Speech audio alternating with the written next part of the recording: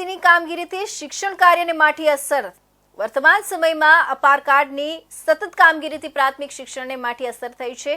ખાસ કરીને શહેર સહિત જિલ્લાની ઘણી ખરી માત્ર 3-4 પ્રાથમિક શિક્ષકોવાળી શાળાઓને અપાર કાર્ડ અને કેવાયસીની કરવી પડતી કામગીરીને કારણે શાળાના બાળકોને શિક્ષણમાં ધ્યાન આપી શકાતું નથી।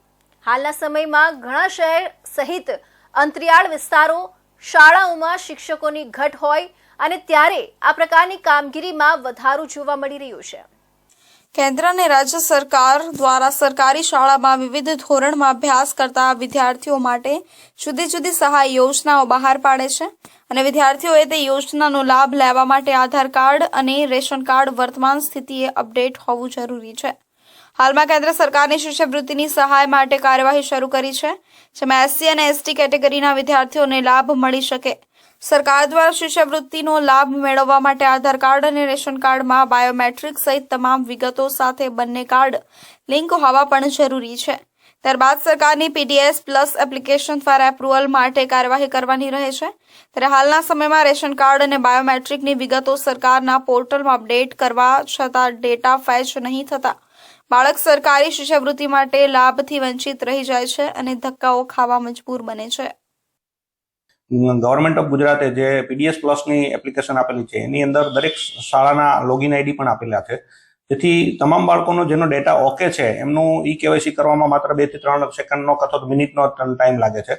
જ્યારે જેમનો ડેટામાં મિસમેચ થાય છે કે જેમનું રેશન કાર્ડમાં નામ નથી, જેમને પરપ્રાંતીય છે, જેમને અહીંનું રેશન કાર્ડ નથી, જેમને આધાર કાર્ડમાં નામ મિસમેચ છે અથવા તો મોબાઈલ નંબર અપડેટ કરેલા નથી, એવા કેટલાક કારણોના કારણે જેમના કેવાયસી થઈ શકતા નથી એમને પણ અપડેશનનું કામ અત્યારે ચાલુ છે। કેવાયસીની કામગીરી છે અને સાથે સાથે અપાર આઈડીની કામગીરી છે। તો કેવાયસી છે એ ભારત સરકારનો પ્રોજેક્ટ છે અને નાગરિકો માટે જરૂરી છે અને એના આધાર ઉપર જ હવે સરકારી તમામ લાભો આપવાના થતા હોય ત્યારે અમારે બાળકોને શિષ્યવૃત્તિ માટે પણ કેવાયસી કરવું જરૂરી હોય। શાળામાં બાળકને પ્રવેશ આપવા માટે તેના જન્મ તારીખના દાખલાને આધાર તરીકે લેવામાં આવે છે।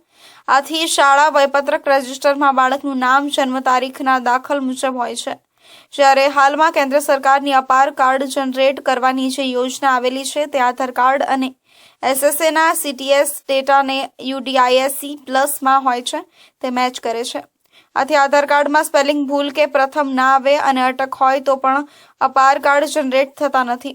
આથી શિક્ષણ કાર્યને એક બાજુ મૂકી માત્ર આ કાર્યમાં જ શિક્ષક આચાર્યને રહેવું પડે છે અને આધાર સુધારા માટે વાલીને આધાર સેન્ટર જઈ લાઇનમાં ઊભા રહેવું પડે છે અને કેવાયસીની કામગીરીમાં રેશન કાર્ડના ડેટા અને આધાર કાર્ડના ડેટા મેચ હોવા જોઈએ।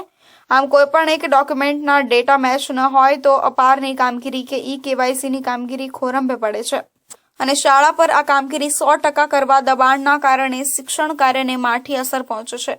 વર્તમાન સમયમાં અપાર કાર્ડની સતત કામગીરીથી પ્રાથમિક શિક્ષણને માઠી અસર થઈ રહી છે।